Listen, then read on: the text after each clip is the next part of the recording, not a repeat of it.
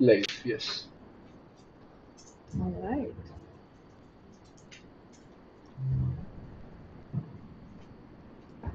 Yep. So we'll wait for 5 minutes so that people will receive the notification and join in, Yeah. and then we can start. Live, yes. All right.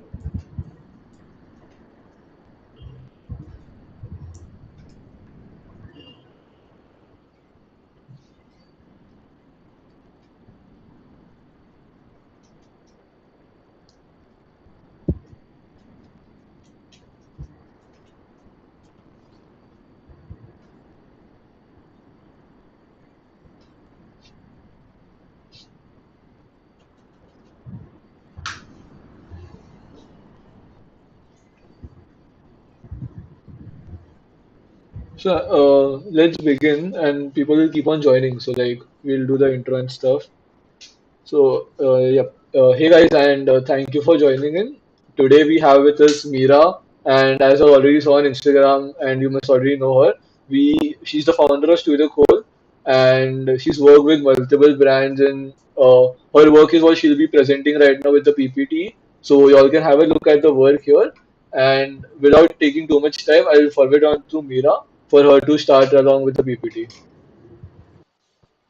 All right. I'll just give you a small intro about me before I begin with the PPT, because the PPT is all about the work and like instructions on how to design with authenticity. But yeah, I've been working in the design field for around 20 years, both as an illustrator and as a designer, as well as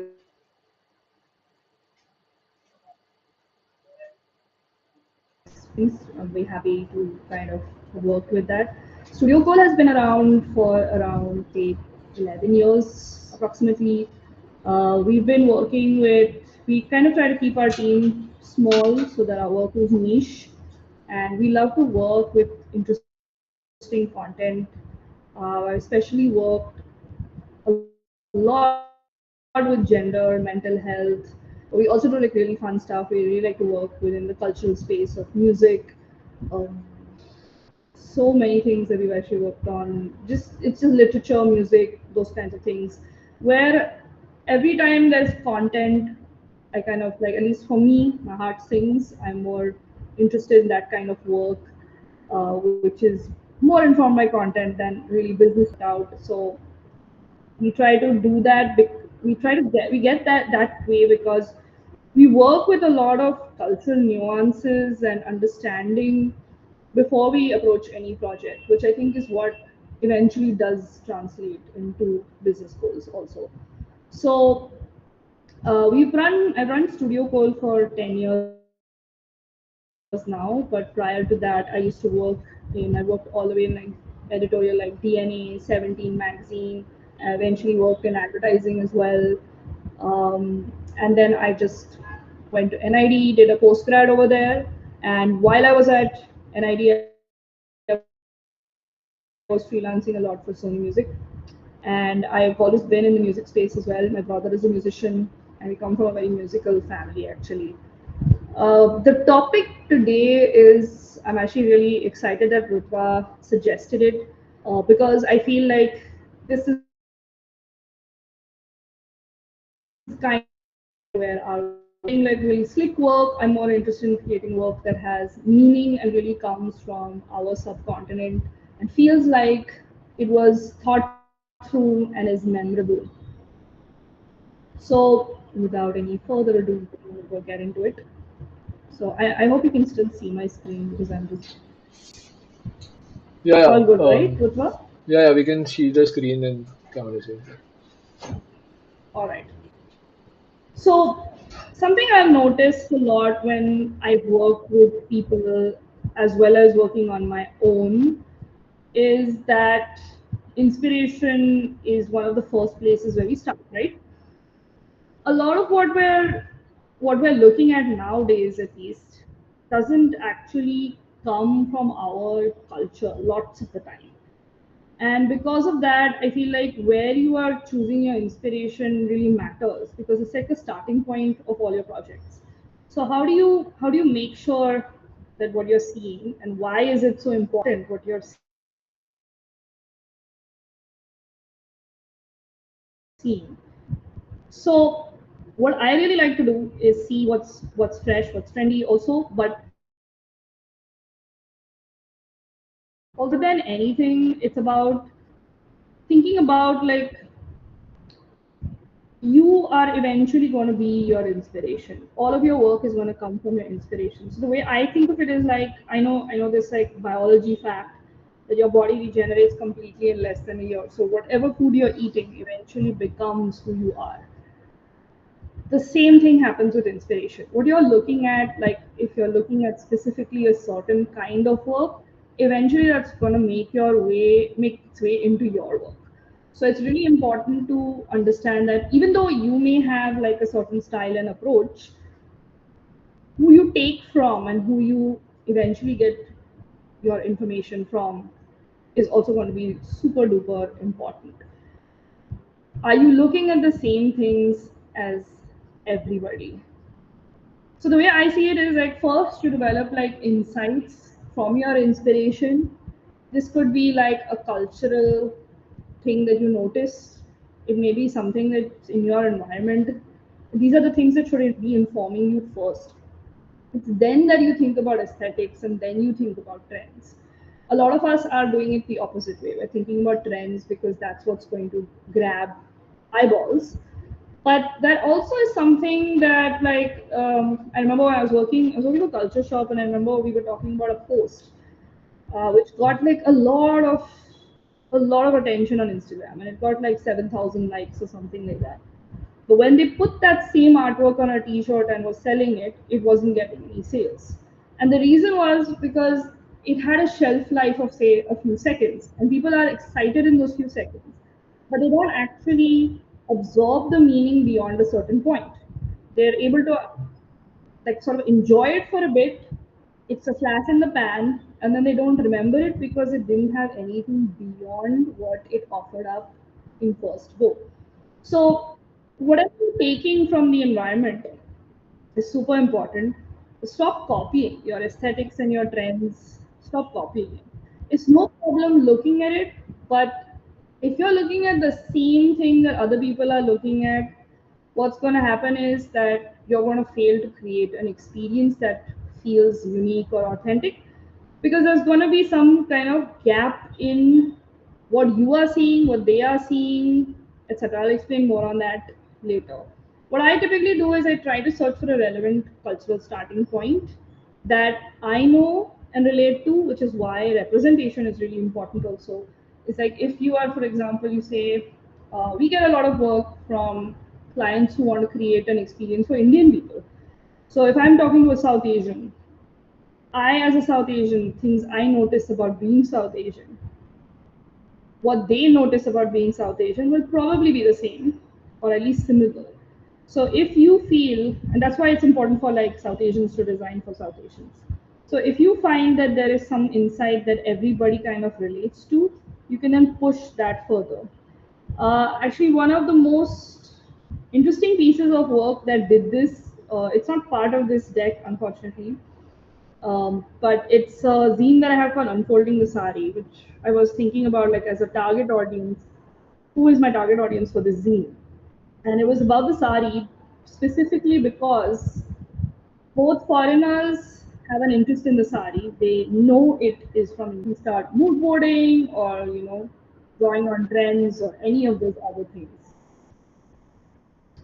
I feel like this is a political slogan, as you know, but for me, it's kind of like this is what my attempt should be with design. This is what I should probably achieve in my design.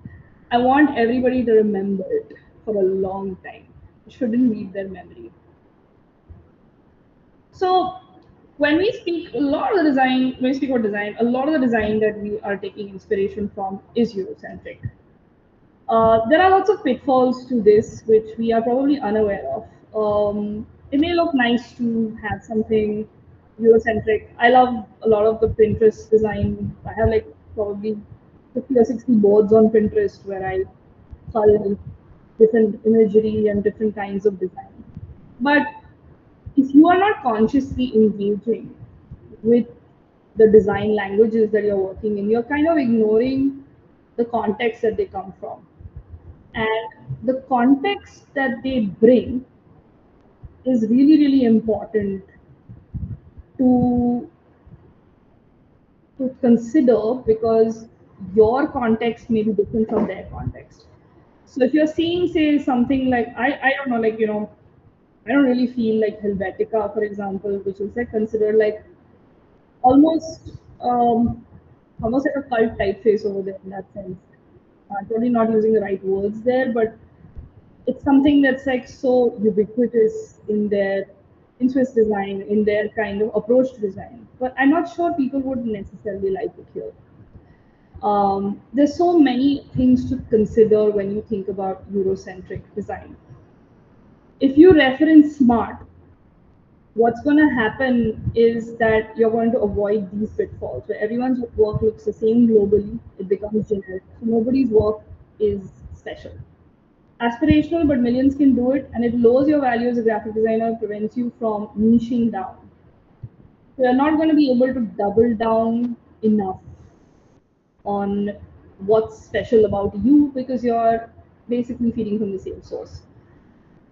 Um, it reflects it reflects same colonialist Western values. This could be, I mean, I'm not saying that all of Eurocentric design is bad, but it comes from a certain kind of viewpoint often, and that could be something that may actually not match to what you're trying to achieve or who you're trying to talk to. So while we adopt a lot of modern things and move from traditionalism, which is in many ways a good thing, we must also be conscious of what things we're adopting and what we're not adopting, and who that consumer is, or who the eventually the audience is, and what they've adopted as well. And So think about it from that perspective. sorry to cut you there, but just adding an example from a thoda product design point of view where I come from. So, Yeah, like you said about the sarees and the products that are very specific to our audience and the context is different. So, in the same yeah, way, there is one product which is only used in India on bikes. So, because women in India wear sarees, the sari protector which is used on the tire that is not made in any other country. That is only used in India because of the again context. exactly. I think since you were talking about bikes, a few years ago I was on a jury probably for the Drum Awards, and we saw an entry from Harley Davidson where they had made. I really adore that project. If you ever are looking up these kind of projects with or anybody who's watching, it's such a great project because they were trying to make something like a helmet replacement for Sikhs in Canada specifically, or like Sikhs in general, who are riding their bikes and who love their bikes, but who cannot wear helmets because of their turbans. And what Harley Davidson did was they developed something that kind of looked into the heritage of Sikhs and how they fought in battle and took those same parallels back. So again, a really good example of what I'm also trying to say is that they drew those parallels back to present day, and then they kind of made something that they prototyped something that worked according to that, what would have worked in war maybe, and they made a prototype for it, and then they actually released it open source for that community so that anyone can take it, which is which is really the opposite of whatever I'm saying here is hyper individualism, something only for profit, or, with the same colonialist values. So even though it's a foreign company which comes from like the West, it did a really good job of like showcasing those kind of values. So it's really important to not like force somebody to have like, you're just going to assume if you come from a society that doesn't have Sikhs in it, that nobody is going to have a problem wearing a helmet. So really important to consider who you're talking to, and if you're going to design accordingly, you're going to make a lot of um, sort of mistakes in what you're making a lot of assumptions about your audience if especially you're using like inspiration from abroad, without consciously looking at it. So I don't have a problem with like inspiration from abroad at all. I just think that we should be a little conscious when taking it. uh, how do you think about it? And I think industrial designers think about this a lot more because they actually prototype and work with those users. And it's not like we don't do stuff like that, but we tend to get very caught up in what we think will work because we're communication designers and often don't, we can't always prototype exactly in a very physical way. So it's really important for us actually as communication designers, if we're doing something, to really source our inspiration really, really well, because these are more intangible aspects of our work that get missed, that get skipped. Um, how do you avoid these kind of things is what I was talking about, like being conscious. Always compare the context and histories of your reference. If it's just something where like, okay, this is just a legible typeface, that's all I care about, but like always try to think of where it came from. Knowing the history of a lot of design would help. I remember once I was working on something and an intern presented a design to me, and this is one of these examples where I think she'd used a font that I associate with disco, but because she never lived in the era of disco. Not that I did. I came a little after that, but she didn't think that this is. She had not really studied history in that sense, so she didn't understand pop culture that way. Yeah. So it's so important that when you're designing these things, you're not using the wrong thing. Another example is there is a kind of letter form called anshas, and they actually have a lot of forms that look very much like Mughal architecture. And they're actually a form of writing, like what we call uppercase, lowercase. So uppercase that looks like lowercase, lowercase that looks like uppercase. These are very, very Latin and very, very English, but they're often used in India itself for book covers and things pertaining to Mughal history. And I don't think they're done with a conscious idea of where they come from. It's just like, oh, it's a cute font. I also see a lot of people using, they're talking about a lot of Indian brands that are trying to reference, say, maybe Ganesha, or trying to reference the god Ganesha, or trying to reference an elephant, will often use an African elephant and not an Indian elephant, and they look quite different. The way their ears are positioned on their head and the shape of their ears. So always try to look at like where are you getting your stuff from.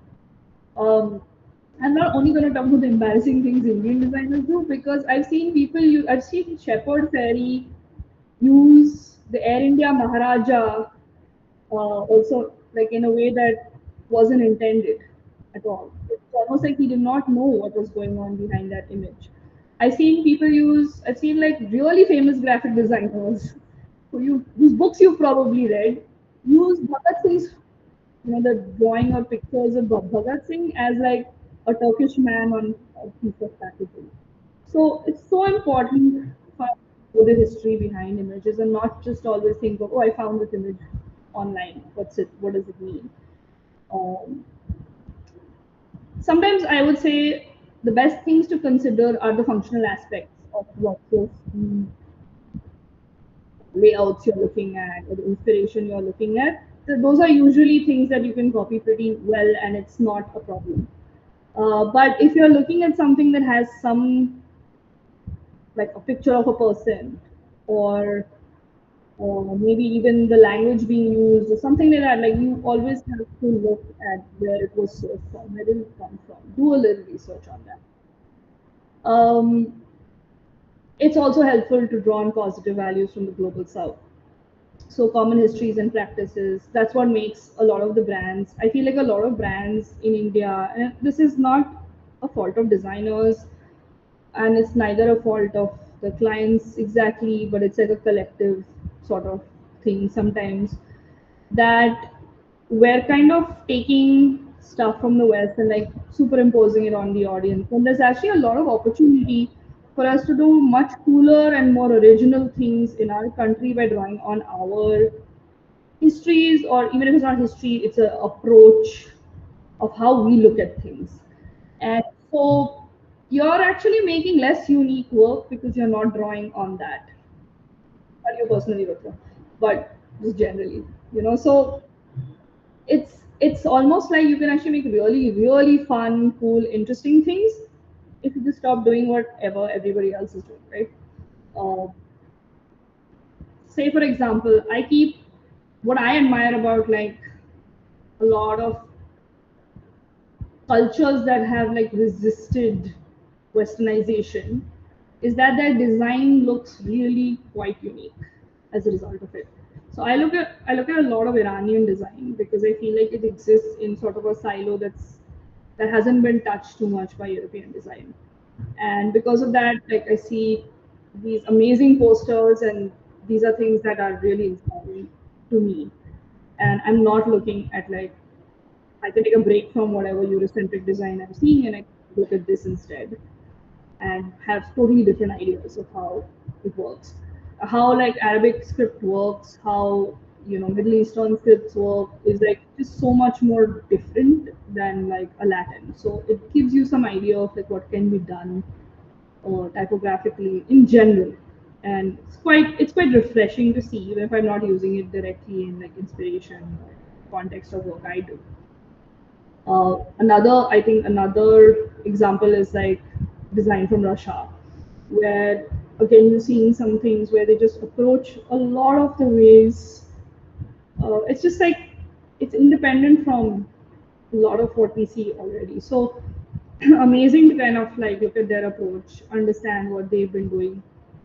Similarly, Japanese design, which is I know already quite popular, but still really nice how they work with type, how they work with images. Very different approach. Sometimes some of their layouts are actually very loose, even though they're from like, even though they're like following a grid, they're still very loose and open, and offer a kind of serenity. I think that like a lot of Eurocentric design doesn't have, and they have a lot of variety from loud to soft, which I also like appreciate. I'm gonna get into a little bit of my work now So, and where. just But before that, we just have one question right now. yes, So, I'll ask you that, and then just to mention, we'll keep all the other questions for the end. okay. So, right now, Shubh asks that how can we be more conscious of such inspirations in communication and visual design, especially when there is lot of information being injected in the digital age constantly? Well, I'm kind of like a information whore in that sense. Like I really love information. But I do think if you're a craftsperson, wouldn't you know like your material really well? Because if you don't know your material, you won't be able to work with that.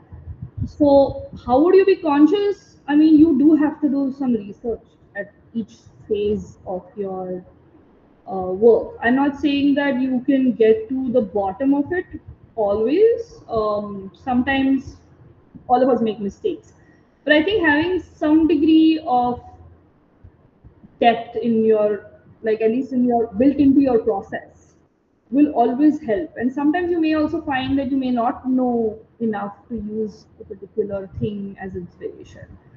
You might just be like, oh, I don't want to use this because I realize this is a loaded image. So like when you, for example, even if you use like, a lot of people get confused with the Nazi symbol and like the swastika, right? Um, because they were made like from, I mean, the Nazi symbol is made from the swastika actually. Now, unfortunately, because of that, it's got a bad name sometimes in European communities and things like that. So that's something obviously you wouldn't touch. But you can do a little bit of research, and it's actually become easier in some ways to do that research due to AI text search engines, things like that. You can ask pointed questions as to what does this mean. I saw this somewhere. What does it mean? But always try to keep that idea of like don't look at an image just in terms of its aesthetic. Look at it as like where did it come from? Where did you first see it? I think the origin story of each of the elements is so important. So always try to look at the origin story. So if it does that mean like going back? Yes. There are also ways that images can change, and I specifically talk about symbols or images because they can also change their meaning over time. Just like language. The slang I was using when I was in my 20s is not slang you're using now. And I've updated my slang to more reflect yours, but I still use some of the old slang. And People don't understand it if I'm talking to a younger person. So there is some kind of history that each of these things go through, and I think when you do an image search, you can also see uh, perhaps like what's coming up in the first few. That's usually the meaning of the image will come up faster, unless it's being used consciously or unconsciously. I mean, if it's used unconsciously, you'll see that maybe coming up, and that's become a trend or something. But then its meaning will change due to sort of the mass response to it. So, could tomorrow the Anshals represent Mughal culture? Maybe it will become like a trend to do that. I don't know. But these are things that are actually kind of fun to play around with. But it's the same as any kind of graphic design approach. It's like at the end of the day, a lot of the images you communicate are communicated like you are going to use mass communication model. You're not going to use something that's extremely uh, how do you say, something that's not known as a prescribed mean. You're like when you use an icon of a phone, even though we don't pick up the phone like this anymore, and we're using something like this, we still sometimes have that, the handheld receiver popping up on our icons, and it's something that most people accept. So, what is the decided meaning? Now, if two or three people are seeing that same image differently, that's interesting. Sometimes it can work to your favor. For example, we did a logo for Transcribe for Asia Pacific Transgender Network. Transcribe is kind of a documentation of crimes against trans people. That's like transphobic crimes against people, against trans people. And we use graffiti for the thrive portion. Now, in one way, you can see it as like there is a violence or a vandalism happening because sometimes people will think of graffiti as vandalism or violence. And people who know the real history of graffiti know that it was meant to be used by black people to claim space that was otherwise not afforded to them. Even if it was public space, it was not really given to them. So they couldn't really occupy those spaces freely. So it has a dual meaning, but both ways you look at it, the logo makes sense. It's both a symbol of reclaiming spaces as well as a symbol of vandalizing spaces. So these are ways that you can like look and play around actually with this imagery really interestingly. I think it's a lot of fun actually to do this kind of work in that sense. Any more questions for now? Not right now. We can continue the PPT. We'll keep the rest for the end. Okay, great. Yep. So I did this. I've only put one of these here because it's around 15 of these were actually part of the work we did for Nike a few years ago.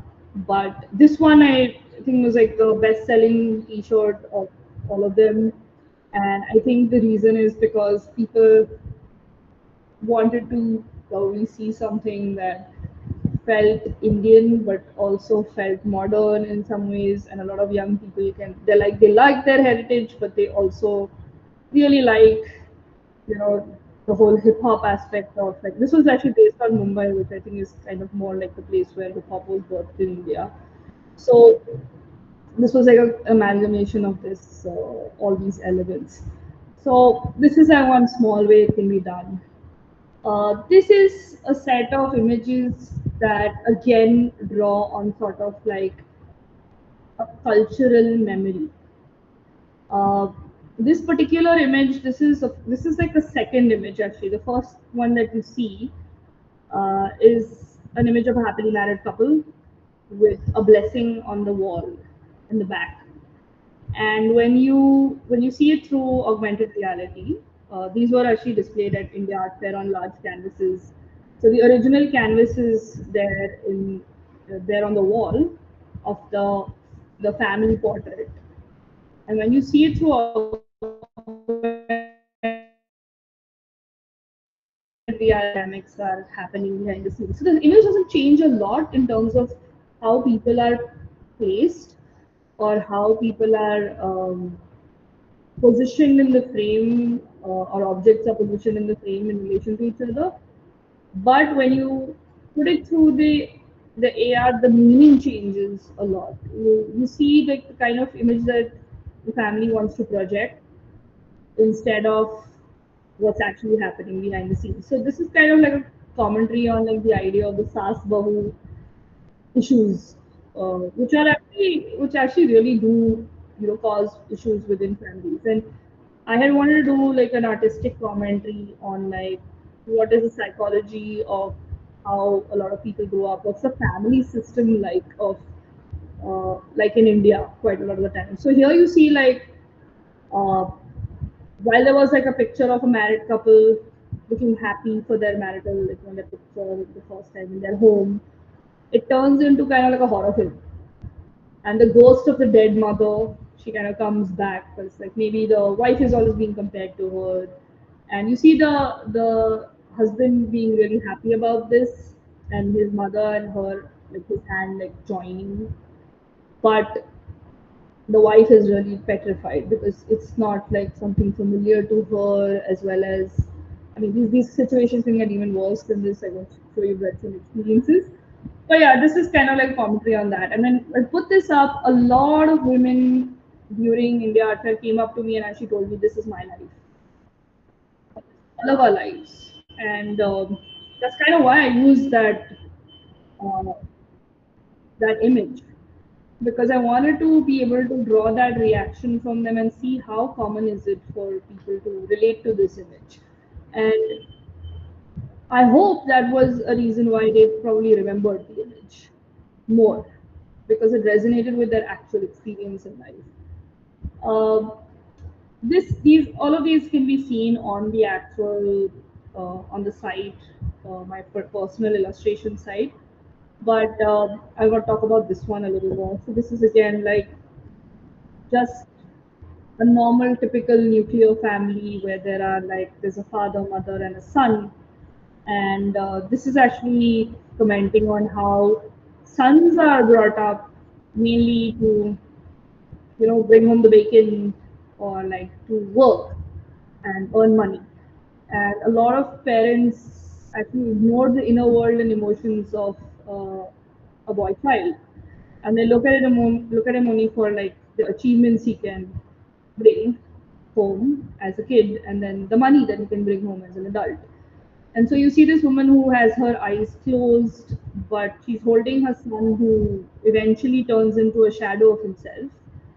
And she's like a helicopter mom, so she's always like bothering him a lot, but she doesn't actually care about him.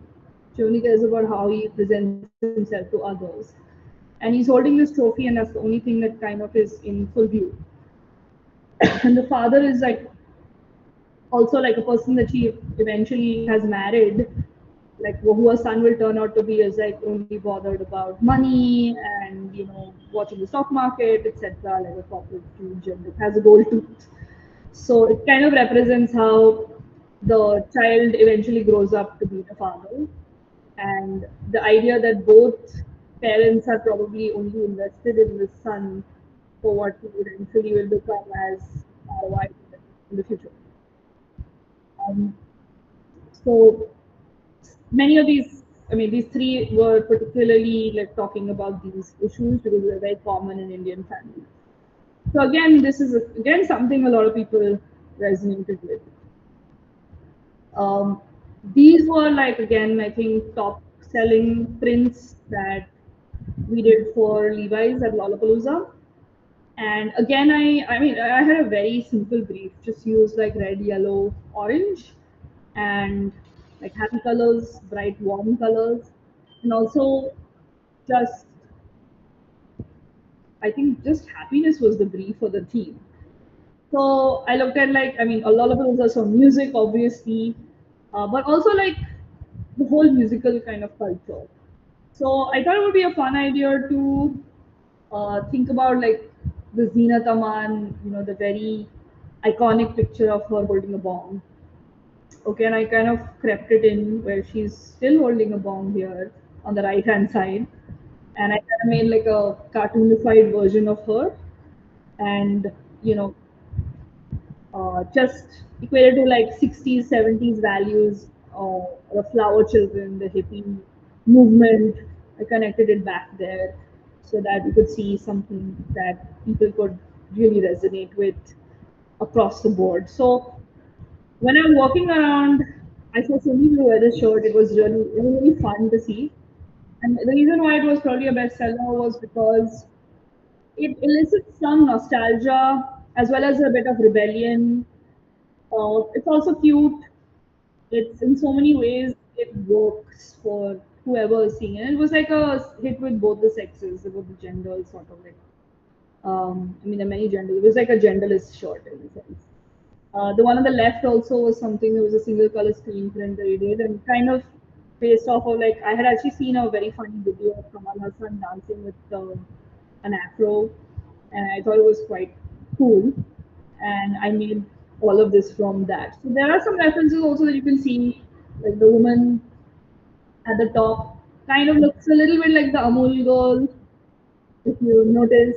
And so that this doesn't feel unfamiliar to you. It's still like playing around with those styles. So again, this is all sourced from the starting point or the origin point is from something people already know, but they also feel is unique to India. So that's why they're more. And people actually really want to see that. They want to see their culture being represented well. And I feel like you shouldn't let go of that opportunity to do that for them. There's a lot of proof on this thing also. Like whenever we see, like for even example of these Prada Kolhapuri chappal which happened, and even Gajesh was talking about it. When people were wearing it and we have it for so many years, it wasn't valued. But an international brand bought it, and then suddenly people crave that India is on the global stage. So Yeah. that suddenly comes out when some international brand takes inspiration from us. Exactly. So there you go. So that means that there is so much scope and potential to actually bring our culture to the world, or actually like just work within our own context to really like put it out there as a very simple thing. Like just work within your context. Sure, there are things that are great about stuff that comes from there. Take those things as well, but don't lose the entire story to them. You know. I also talk a little bit about the work that we do in mental health, just to because we didn't have like a look and feel for mental health, and not that we still do, and we shouldn't have one specific thing. But I think a lot of the work we did for Mariwala Health Initiative was based on local ideas of mental health, which are quite a contrast, and this is why I mentioned hyper individualism, etc. Because the idea of success and satisfaction or like good mental health is very different here than it is there, and those paradigms needed to be respected with all of the stuff we were doing here. So a lot of these again draw from some kind of personal experience, like for example this woman being liberated like a bird was interesting because apparently dance, certain kinds of physical movement relieve trauma. So this was something that we did, and these are what I really think about.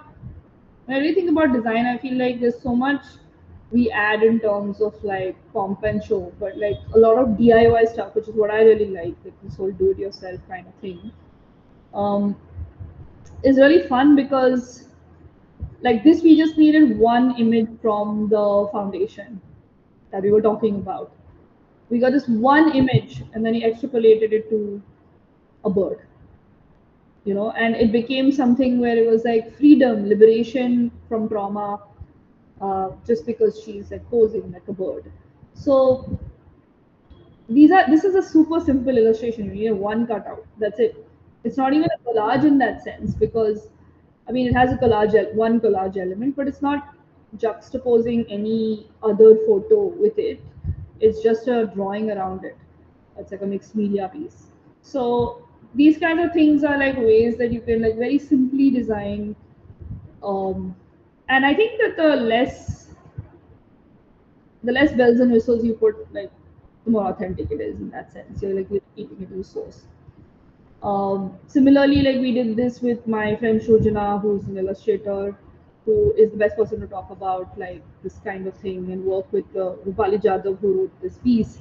And I gave her some element of a brief of like what this article was talking about what is it like to live in a slum and how does mental health manifest there.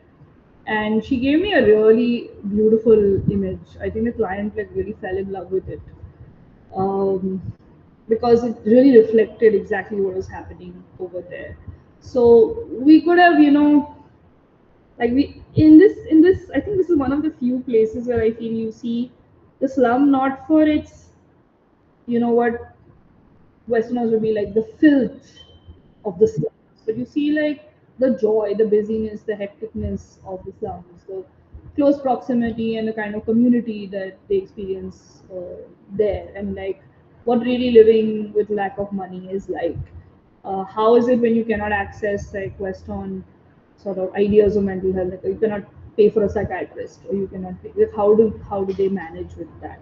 So again, a really nice. There was also another piece in that particular journal which dealt with um, lots of communities, like the Hijra community, which is has existed here for like years, and how they exist and how it functions.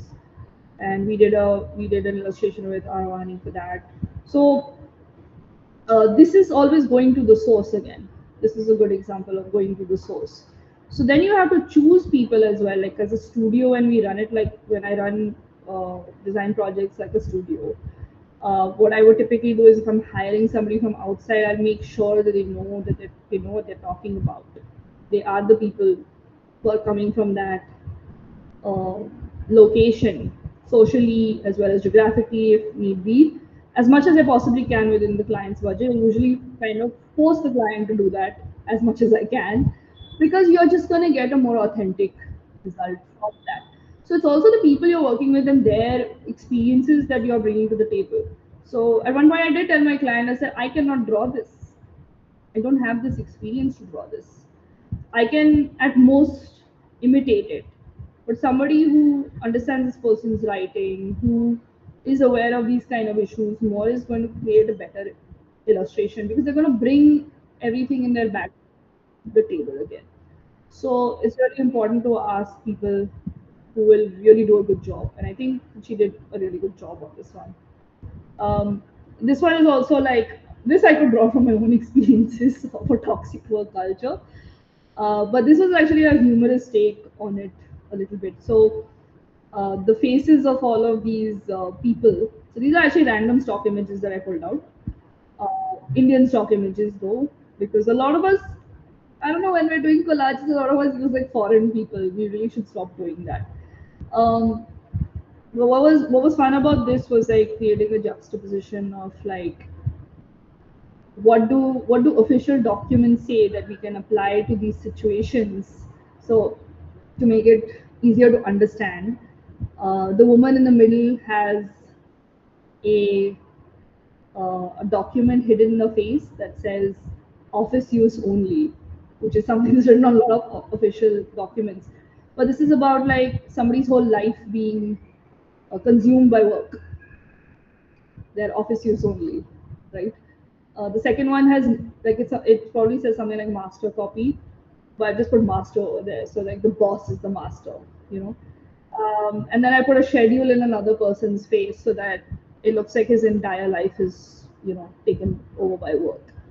So again, these are built from my own personal experiences, and I placed them here.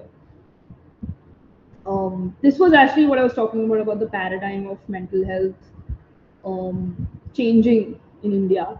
So there was an article on like how certain communities in the hills, I think in the north, were like given I think they were given some kind of program to go through, and they used they used the parameters of success from that program, applied it to these people, and it was just not working. It was not actually resonating with their experience. Uh, the parameters of happiness or the success of the program, did it work or did it not, was not working with these people. So then what they did was they went back to them and decided to build the parameters of success from these people, because they were actually taking it from the West and putting it back on Indians. So the individualism, for example, wasn't flying with people. They felt like alone in these communities by being like overly self-sufficient, for example. So this illustration was again coming from that mode. It's like, what does success mean to you? And you can see that these people are like painting their own version of success on the like a victory, in the sense of like the way they're like sitting down and doing it, and they're doing it as a community effort. So again, another version, and this is like a very simple collage kind of thing that we just traced from images already. So we work a lot of the time with organizations that don't have money. I am like one of those people who really dislikes it when designers don't like Canva. I'm like, design is not only for you, design is for everybody. Let everybody have access to it. Let them learn on their own. Let's not gatekeep academic stuff. Let's not gatekeep the tools also. You may not like what a lot of people produce out of it, but you also, there's a lot of ugly stuff made from Photoshop. It's a professional tool. So this is like a cool way to just take what's already existing, trace over it, and give it new meaning. And collage is always best for this kind of stuff, I found. So these are actually images which were not requiring like copyrights and all of those kind of things. It's just very easy to kind of reproduce these things. Um, this again is an example of the neurodivergent spectrum, when people say they're on the spectrum of neurodivergence. But I added an optical effect here so you could actually see it moving, because it's like a visual illusion. So if you look at certain spots, you will feel like it's moving. So when you're on the spectrum, it's constantly changing for everybody. Like, you may say you're neurodivergent, but everybody's neurodivergent in a little different way. So they're on the spectrum.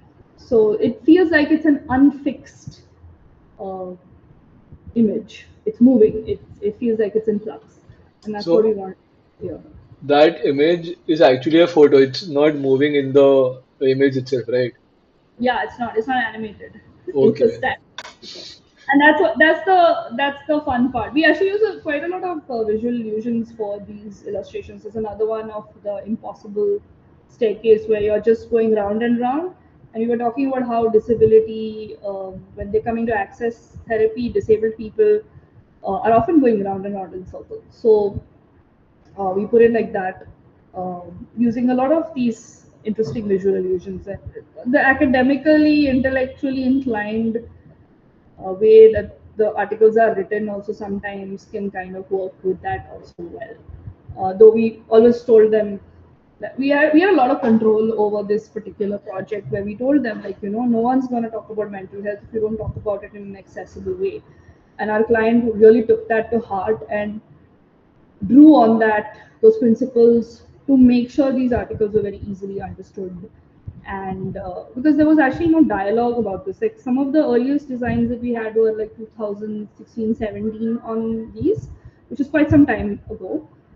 But what was really great about, so there was no knowledge of mental health. So a couple of the projects we've done, I don't think that they are aesthetically amazing at all, but I think they were pioneering in what they were trying to say for South Asia. And I think that's what I really wanted to create. I'm not always concerned that every project looks like sexy and hot and whatever. Uh, it needs to have that meaning. And there's still like a lot of fun and joy that you can infuse in it if you really look closely. Um, I'm now going to jump into one of our larger projects, which was something we did for, not that those images were not from the large projects, but I'll get into a little more depth in here. But we did this entire illustration bank for Plum, and I think it's a nice use case to showcase what I'm saying.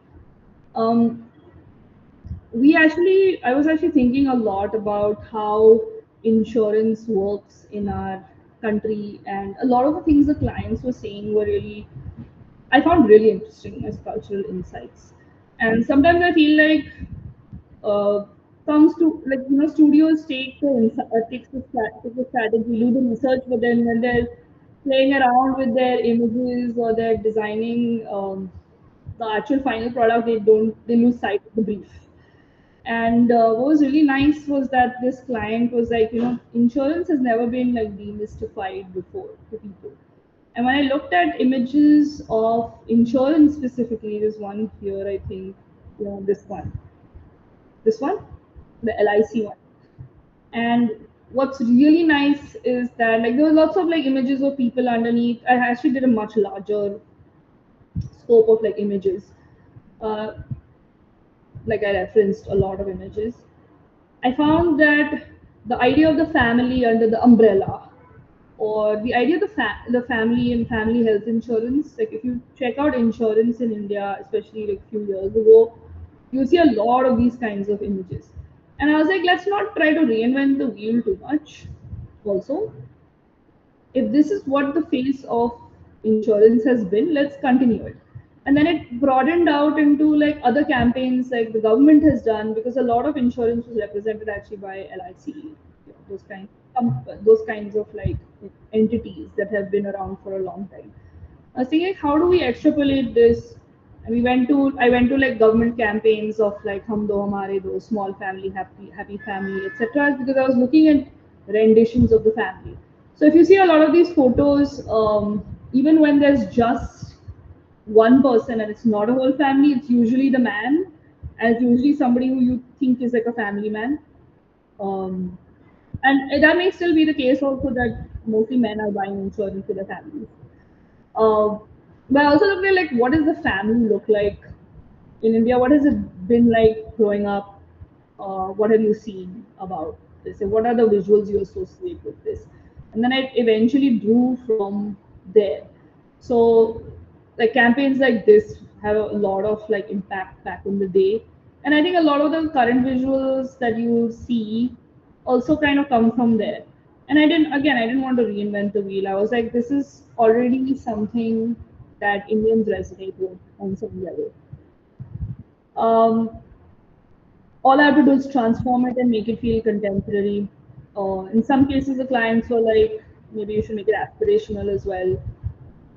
But they were also very interested in like the fact that there should be diversity and inclusion in all of these visuals.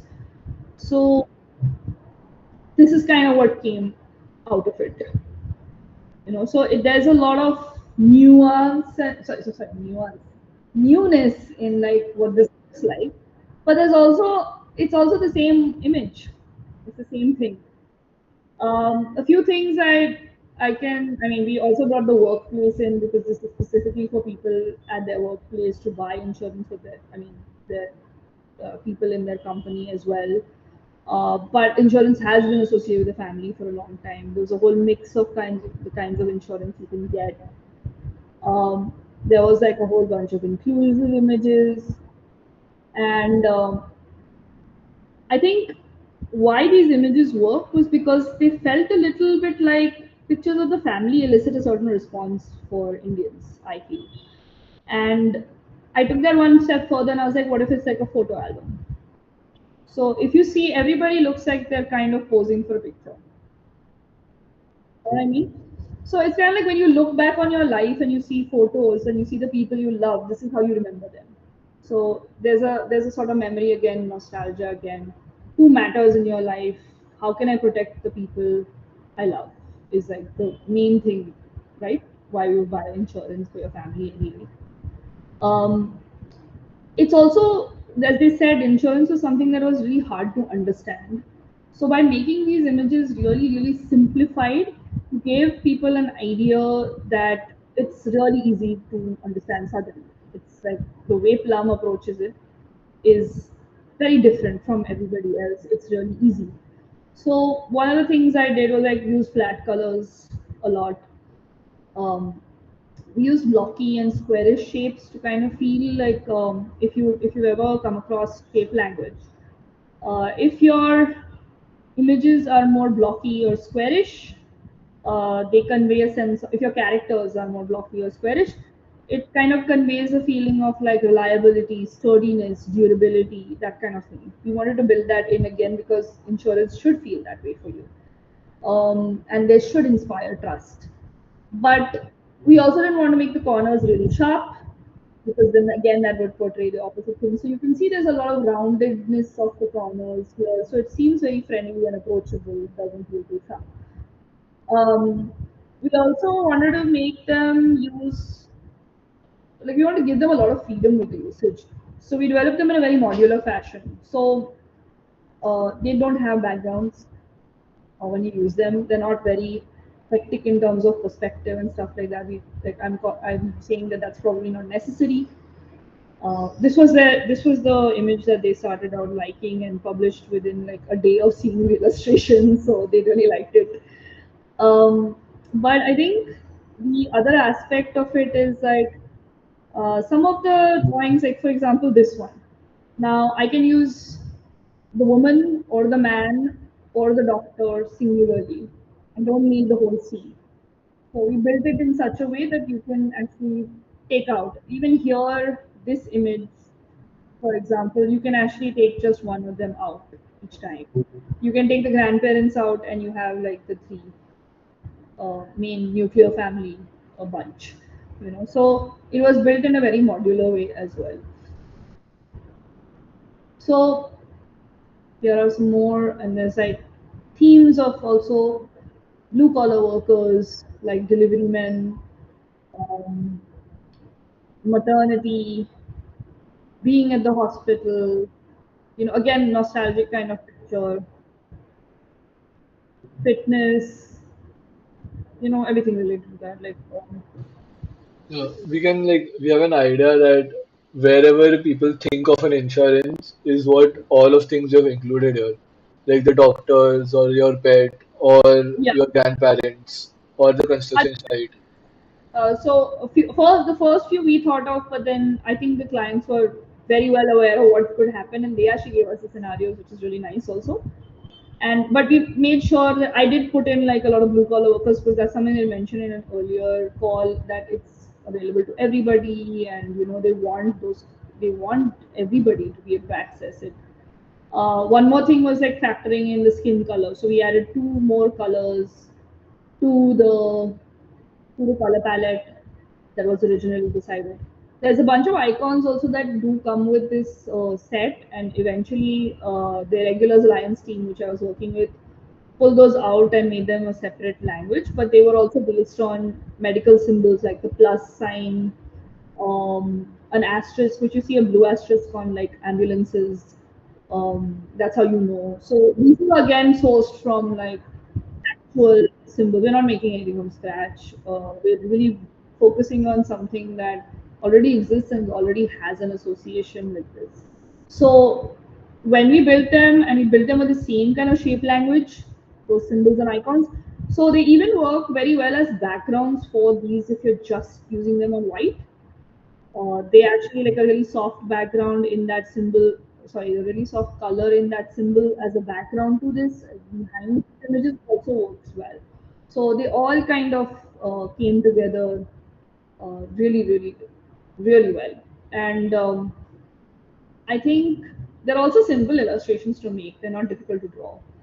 So they can be, once a person is taught how to draw them, it's quite easy. They're very, very simple to make.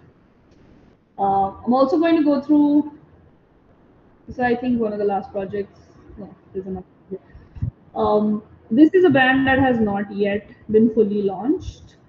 It's really red. My face is done. So this is Shiloh Sullivan's brand, or rather, her collective, now foundation as well, that we worked on for the last like 5 6 months. We've been working on it, and we come up with a brand identity for the whole movement actually. So we worked on both the collective and the foundation brand identity. Right now, I'll just cover the collective one because that has a lot more images and elements. This was actually in some ways very natural for us to do, But it was also very challenging because there were really not many references of graphic design in this realm. She has already built like a visual foundation for this brand. So as a studio, we cannot take credit for that at all. But because she'd already built this, we had to like bring it together and add some graphic elements because a lot of it is collage, illustration, imagery basically, and we had to kind of make them like become friendly in layouts, have a system, make it modular, make it replicable, so that nobody's floundering and there's always some guidelines to help you out. Um, this is kind of some of the posters they're working on, and I actually haven't seen a brand identity like this. Maybe I just don't know enough of them, but I haven't seen something quite like this. For one, Shiloh was keen on having her handwriting, which eventually has become like something that they mark their murals with, as well as like their creatives. And we also were working on like a few elements that she gave us, as well as trying to understand how do we make this something again, as I said, something that is more friendly to text and graphic design. So how do we use the typography, etc. Here's another set of posters on this. So we actually took image, like this is also going to be covering, their collective is also going to be covering climate change. If you don't know about their collective, this is also a very interesting thing to look at. Like go to their Instagram, have a look. They're going to places of protest and painting murals there, and making sort of, in a sense, what they call public monuments, which draws attention to a certain cause or helps popularize the protest and the movement. Uh, a lot of what her approach is about like goddesses, but also really strong, fiery goddesses. Like the idea of feminine energy, which is really very like something that goes out and changes things, rebellious sort of feminine energy. To cut a long story short, we actually developed this from images like this, as well as we had to put sort of a climate change idea to it as well. So the most obvious way to do it would be to put like green, but we felt that it might be better to put like a serene blue to balance out the red, to kind of get the feeling of sky, water, which are some ignored aspects of climate change. People usually associate with greens of trees, or at least that has been also my history. Like when I've seen it growing up, it's always been that. So we came up with these. These are again colors that she's already been using, but we kind of made it like into a story, and it kind of represents the five elements. A lot of the work is kind of coming from the like South Asian history, religious history as well. So it made sense to do it this way. So they're loosely based on this, and we developed something called, like I call, the fearless collective triad. So while the identity that she was using, the prior, was built by her, and it used images of indigenous women, vintage images, those kinds of things, as well as she was using her own handwriting as part of it, and some of those colors are almost exactly the same. We wanted to kind of add a type element to those things because the type was changing in every layout and report that we were looking at. The typefaces were changing. So we were like, what formats can you put it in that feel like innovative and also go with this kind of imagery and feel artistic and image like? Because if we started sticking to a very strict grid and having it in a more like Western format, it would not work. It would just break this kind of imagery. So I thought about it and I was thinking like, there's so much spirituality as part of this brand identity. How do we do this in a way that fits with protests as well? And I feel like in the end, like you go to protest, you chant a slogan, but you're also doing the same when you're chanting scriptures, just more quietly. So we're like, what if we did so? What if we wrote the slogans? Because each of their campaigns has a specific slogan. Sometimes it's in a different language. Also, it's not always in English. So because they paint all over the world and they paint in lots of areas of India that will be using different languages. So how do we put this together in a way that feels a little more like scripture? And then we looked at scriptures and how they were written. There's also a focus on like portals, which is like a look into the future. So this is also Shiloh's suggestion, and we use it in a way to also navigate the fact that they are like cross borders. So they will do a mural in Mexico as well. And the other part was like the third part of it was looking at photography that comes from the movement, which they already had a big bank of. So these were like our references for the scriptures, and eventually, they do look like chants the way they're written, and there's a repetitive nature to how these are written also. And we want to kind of take that again ahead. And I like the way they were arranged in grids, so it's almost like vintage or like a old ancient approach to how text was written. It's almost like ancient graphic design. What did it look like? And eventually we came up with stuff like this. So you can see a lot of this again, this repetition. We do it in different languages also, and supplement the layouts with these. This was actually also like a portal, but you can see the campaign language or slogan here as well. So we also developed those frames, as I said, those portals. And because we were talking about cross border, so we were like, okay, what about it seeing into the futures, like what they call fearless futures? What if it could also be about seeing into a different country? What if it could also be like almost like a stamp or a portal into that culture?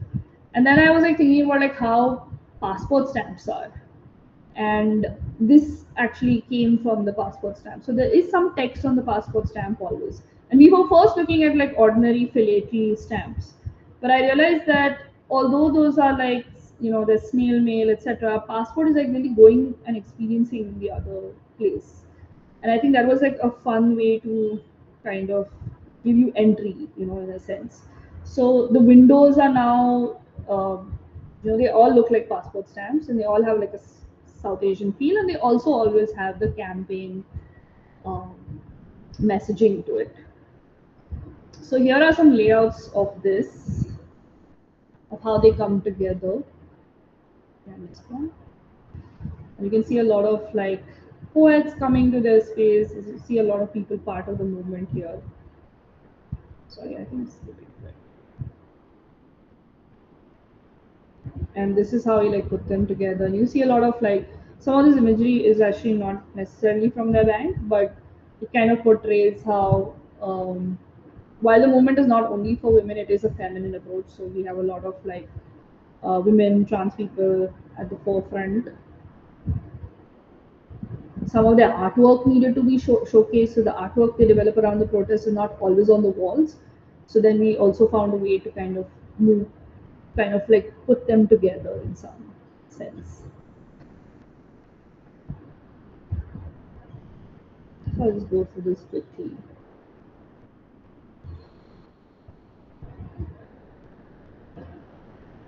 This again, I think Shiloh's handwriting. Yeah. Is the copywriting for this also done by you? Like, or was it something that you received and So some of it was stuff I added on. Some of it was stuff they already had, and of course there is just like a lot of lorem ipsum hanging around as well, just to kind of. But we had to do that to give the feel of the text in these contexts, because you should be able to get the sort of the liberatory kind of feel from it. And that's it. I feel like I missed some slides, but I don't know. Maybe I didn't.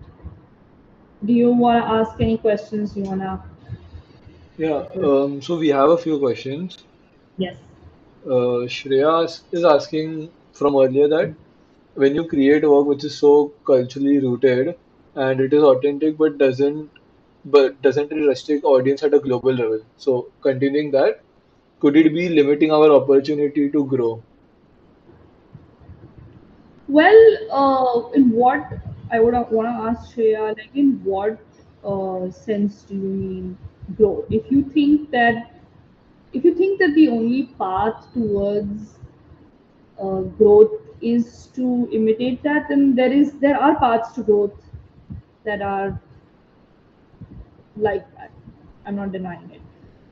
This is something I would say, like, I chose this path for myself. Uh, but and it's also possible to, as I said, like, to niche down. Uh, but you may also be kind of limiting yourself if you don't do that, because as I said before, if it's going to be something that everybody does, then there's nothing special about what you're doing if you're doing something that just follows an Eurocentric idea. But if that is something that helps you, or you want that kind of growth, I think it's just a personal choice. I don't think it actually limits growth.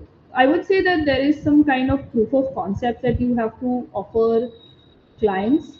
It's easier to offer that when you're doing something Eurocentric in a sense, but you're also more easily forgettable. That's the when they say, like, everything is hard, no matter what you choose, it's hard. But I will say that, like, a lot of people I know who've gone abroad and all, they cannot draw from their experiences growing up because they didn't grow up in the place that they're working in, the context that they're working in. So I would say that, again, it's a personal choice for everybody. There may be some people who prefer doing more generalist kind of work, and there are some people who want to tell a deeper, authentic story. But that's why it's called designing with authenticity. Mm. If you don't want to design with that, and there are maybe many things that don't actually work with, I mean, I wouldn't say they're not authentic, but I would say that there's different kinds of design. I don't judge anybody for. I only like think it's bad when you post with something that doesn't work. But I don't think it's. I think it's just a personal choice. Just do what fulfills you.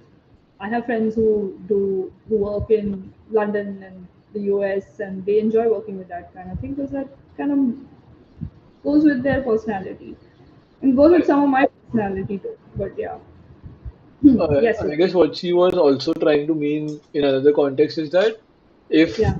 we are creating work that is culturally so rooted and is authentic, won't it restrict audience at a global level to understand that context? Yeah. So that's again something that you can kind of manipulate. Like, that's why I give the example of unfolding the sari. I wanted a, like, my first release was going to be at East London Comic Arts Festival. So I'm like, how if I stand there?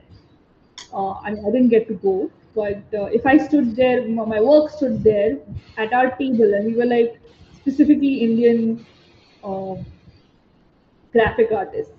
How how are they going to feel like I'm different in any way? How are they going to feel like I am relevant to them in any way? I mean, I'm sure there are lots of people who are drawing, like, cats in space suits and things like that, which are also very cute and very fun, or they're maybe even telling very serious stories. Um, but how do I stand out? I felt like it was better for me to talk from my experience personally. But when we did Unfolding the Sari, it was something that both an outsider could enjoy because they were aware of our culture, at least on that level.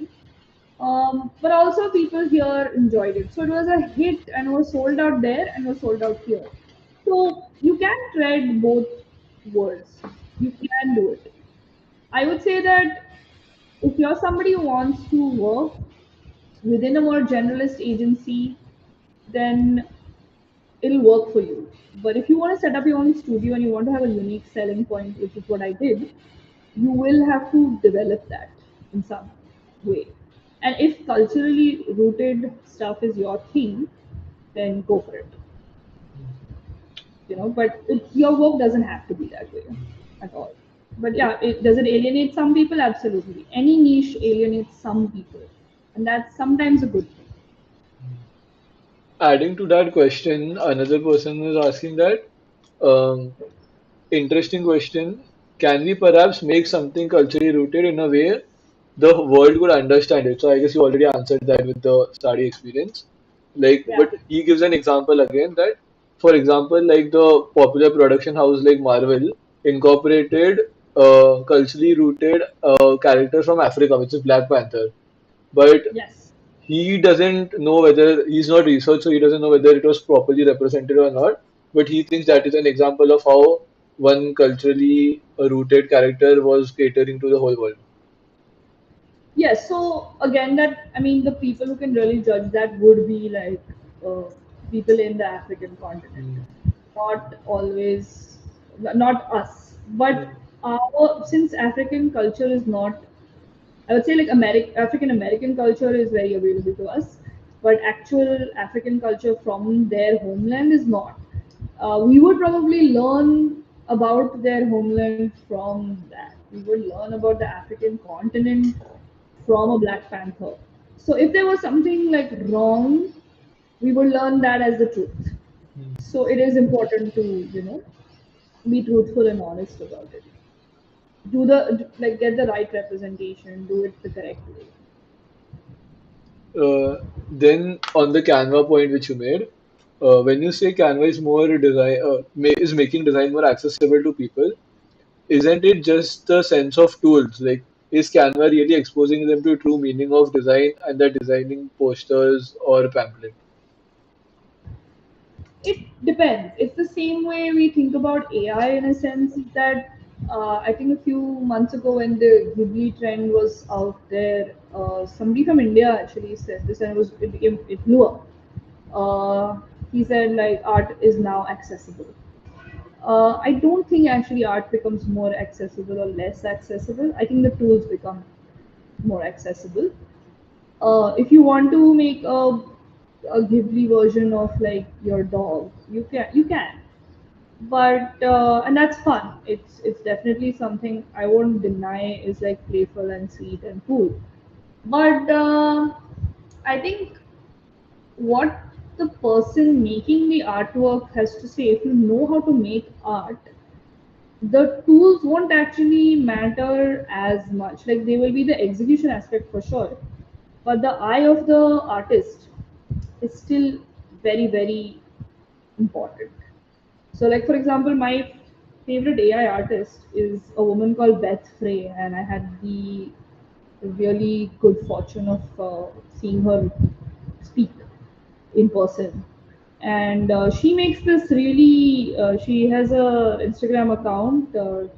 Don't hate me for what you'll see, but it's called Sentient Muppet Factory, and she kind of uses these puppets and muppets, their kind of imagery to kind of sort of make a statement about how AI can be pretty gross in some ways.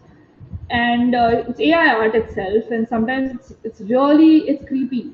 It's really funny and creepy, and she does it so expertly that somebody who is like operating that at an entry level, even if they developed a lot of skill at some point, they will not be able to imitate what meaning or content she's making because she's still like an author.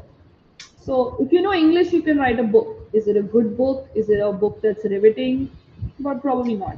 The thing is that by making something like Canva accessible, when like say Adobe products and all of that are not as there is a certain level of like expertise you need as well as like money you need um, to use it. What it does is it helps more people who do have that voice, who do have that authorship, to get there faster and to work with things that help them express themselves or realize that they have their talents. I work with so many NGOs, and that's how they work because they can't afford to have a graphic designer. Uh, does that mean that they shouldn't talk about those issues or speak about those issues because they are going to be using funding and not for profit mechanisms of working?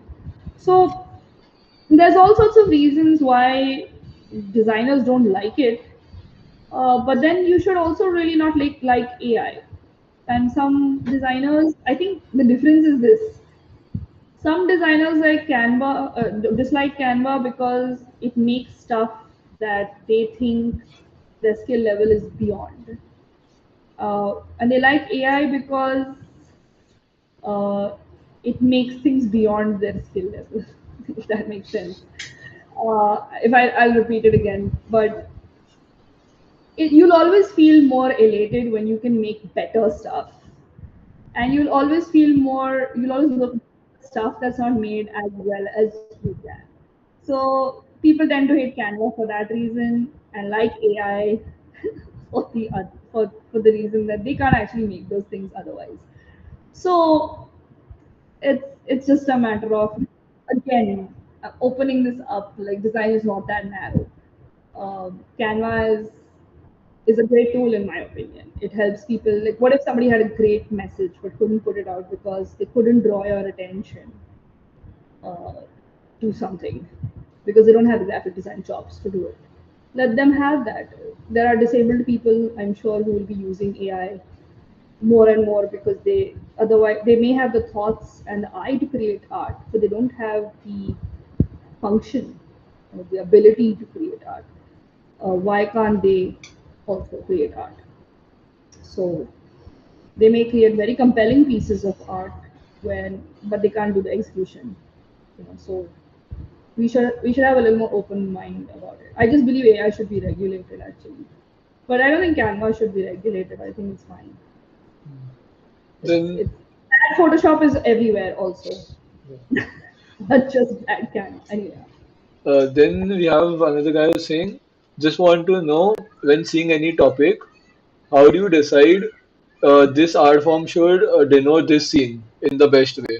Like, is what he's asking. So, if I interpret it and say, then basically what he's trying to say is that seeing any topic, how do we know that this XYZ art form will denote this topic the best?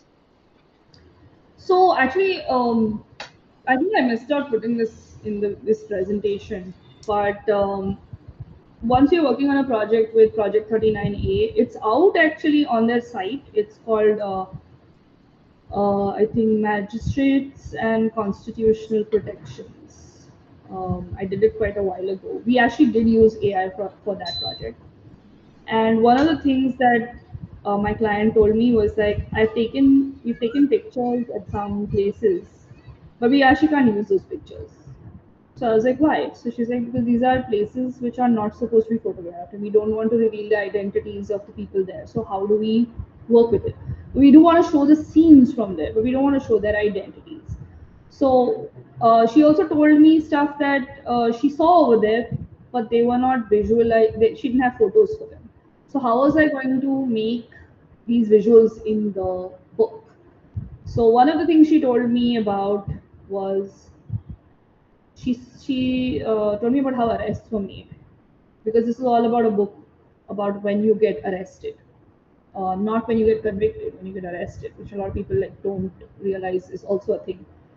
um, but when you get arrested, usually handcuffs and all are still considered a little barbaric in some cultures. In at least Delhi, where the book was, the context of the book was, policemen will flank you on either side, and they will literally waffle with you on your hands. Okay, so you know what waffling is, right? Like when you do this, uh, it's actually it's like a lot of like couples do it, right? So it's a very intimate act, but it's meant to like uh, sort of pin you down in a sense. So it's almost like you're holding hands with the police officers. So I found an image of that, but it was a very sensitive image because it was of an actual arrest of a very high profile case. And I was like, I can't show these people's faces. So I used AI to remix their faces in a sense. So they look like generic faces, and then I passed it through image processors that vectorized it in a certain way, almost like these Ridder effects or like bitmap effects and things like that, so that it would look different. I would say that we don't have very much information or literature on visuals and image making. The best one I can probably think of is anything Scott McCloud has written, but and I think he's coming up with a huge book on like image making soon, or like he speaks about it in the realm of comics in a sense, but I think his work extends much beyond that. It isn't easy to come up with that because there is no set rules. There's no Bible of image making. But if you think about what you want to portray, like in this case, we wanted the realism of those scenes. So we pass them through all these filters so you can tell that they are actually from realistic scenes, but you can't tell their identities. You can't tell who they actually were, even though the pictures are of those people. So a lot of processing had to be done so that you couldn't really make out the features and things like that. So every project does demand a different output, but you have to really think it through as to what these images are conveying. What meaning are you getting from these images? What's the brief? Do they match? Um, Figuring out and having a very broad idea of what images mean in different contexts always a great starting point because then you don't have to start from scratch. So illustrators usually know this and even choose sometimes their form of image making or their form of illustration to make statements with their work. Some of the reframe illustrations you saw were actually the mental health journal and all of that. We actually reference the work of Mike McQuaid, whose collages are really amazing. Like he did this one thing about how everybody's angry at Zuckerberg, and he took the angry emoji reaction and kind of like pasted it all over his face. And these are witty ways to work with images. So I think it's actually kind of again another lost opportunity that in India I feel like with the fact that not everyone is literate image and we actually are I feel a culture that really loves images. We should explore them more instead of going the way of like um, photography and type only. Like there's so much more that can be done with images. There's nothing wrong again with type and photography, but it doesn't always have to be you know what's beautiful, like what I really like about what Scott McCloud says is that in an illustration you can see yourself as the person in that illustration. With a photograph you can't like relate, you'll always see it as another person, whereas you can relate in the place where you can actually put yourself in the place of an illustration. So these are some starting points for the question asked, but there's actually no set rules. It's just a massive interest in this kind of thing that can bring you here. Yeah. And I guess this is one last question we have, which we even discussed earlier. That Nikhil asked that, how do you understand when to stop? Like in the flow of doing many times, we overdo and destroy it. So I really can't say when you should or when you shouldn't stop. But a tip I can give you, two tips I can give you that I would use is that don't throw out your process or any work in progress. Sometimes when I'm doing stuff on, say, Illustrator, I will preserve each step that I'm working on. Because I'm like, maybe somewhere in the process of the 10th step, I realized that the sixth one was the winner. But then I'll be able to see them all like ducks in a row, especially when I work with logos.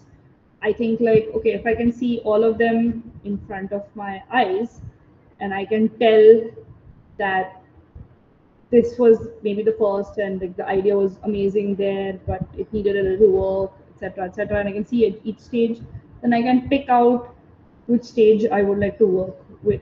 But another thing is the best way to judge those things is to sleep on it.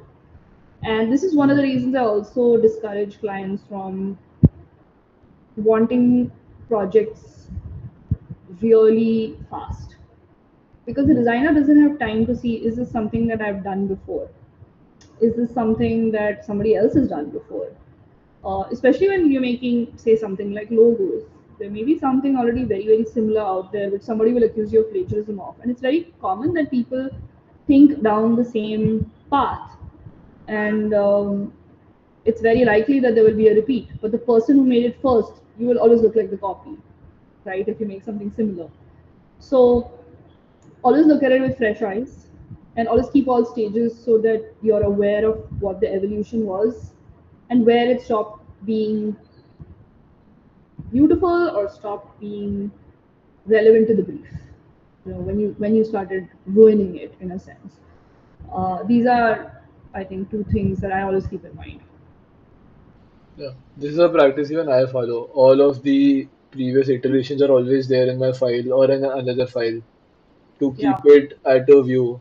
It might even help me in the future to document the whole project and even look at it to maybe do another project also. So it helps in any way. Absolutely. I would say like documentation is again a really good practice.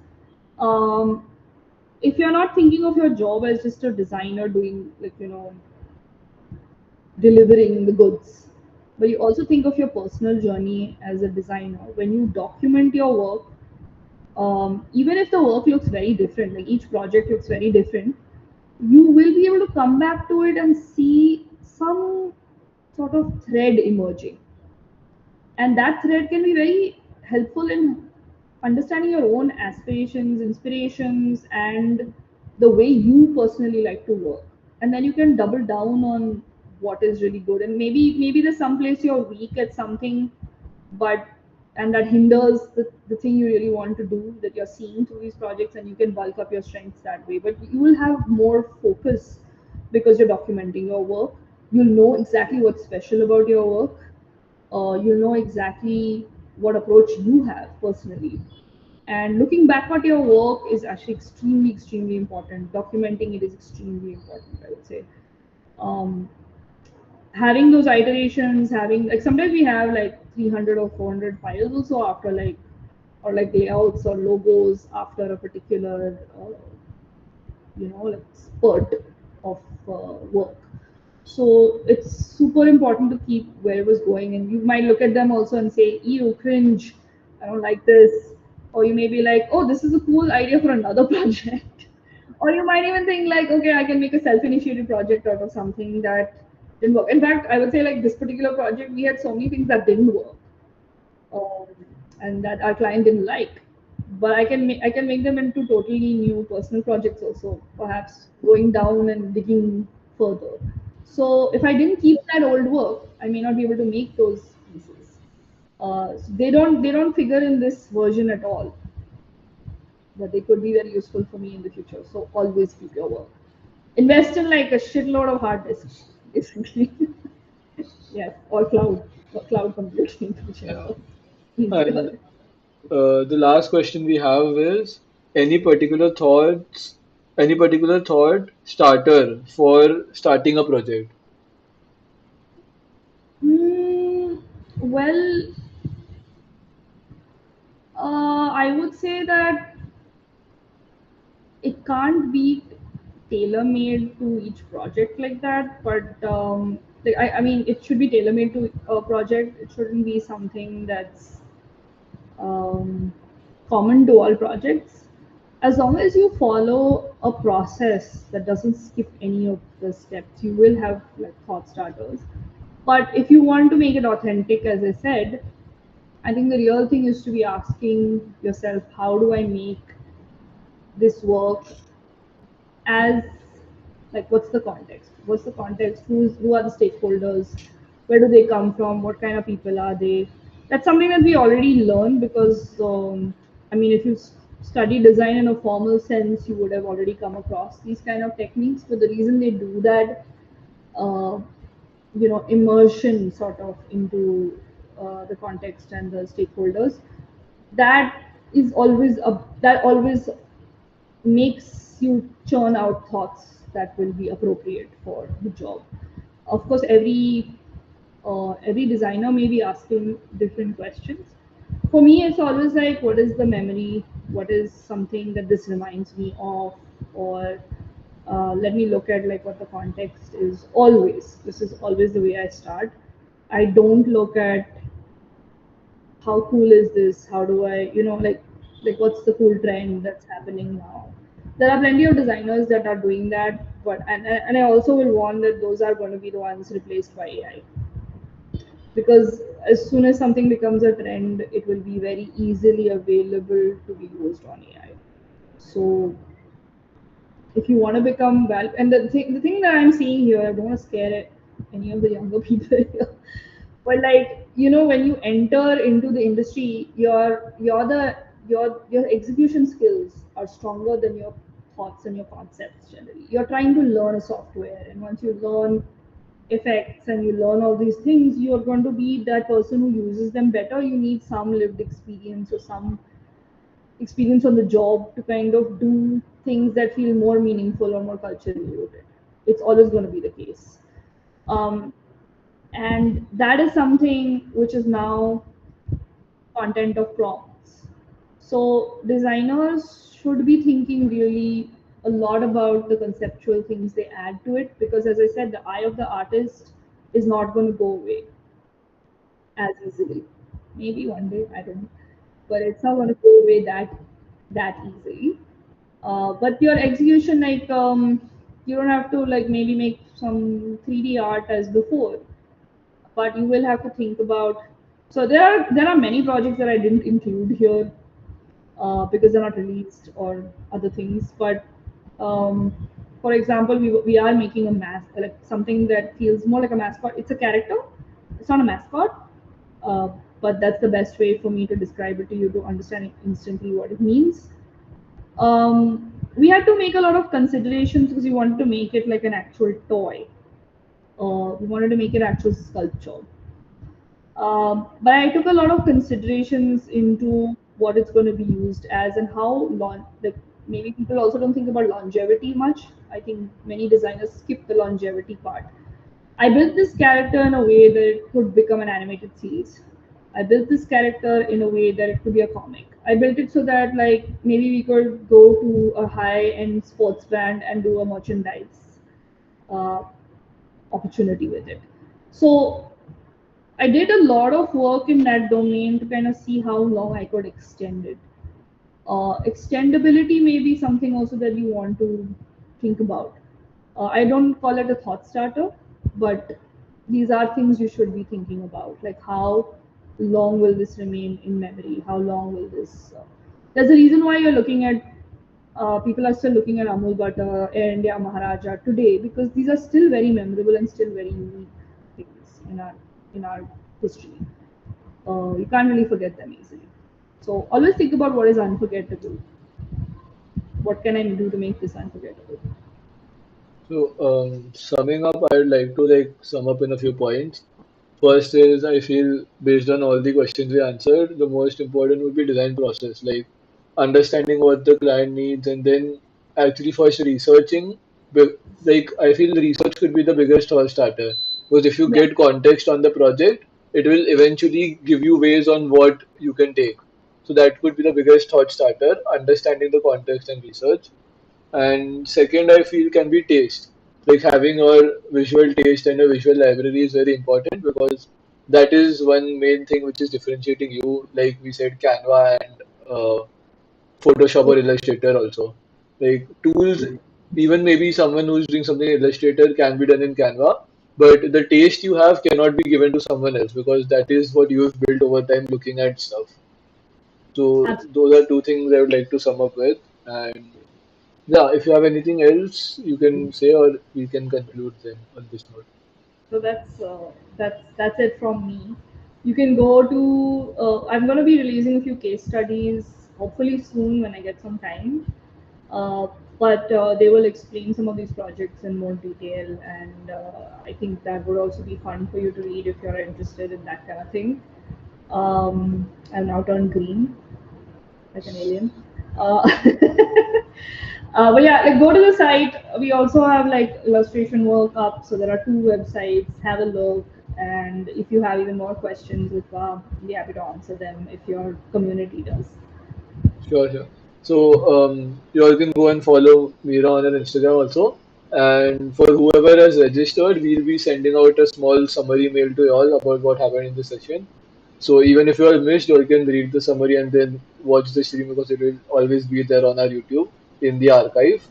And we are also looking to do something offline if we ever come to Bombay sooner. Oh, Was we'll first, of course, try and establish our foundations and then go offline. But yeah, so thank you all for thank you everyone for attending and hope you gained something from this. Yes. Look forward to it. Thank you for asking me. And I will also include your and the studio's website in the mail. So I guess someone is asking for the website. So either you can also open it. It's studiocole.com. It's written here itself. So you can search it also, and I'll mention it in the mail as well. Yeah. Thank you for joining in, and yeah, I'll see you all in the next session. Thank you, Rutva.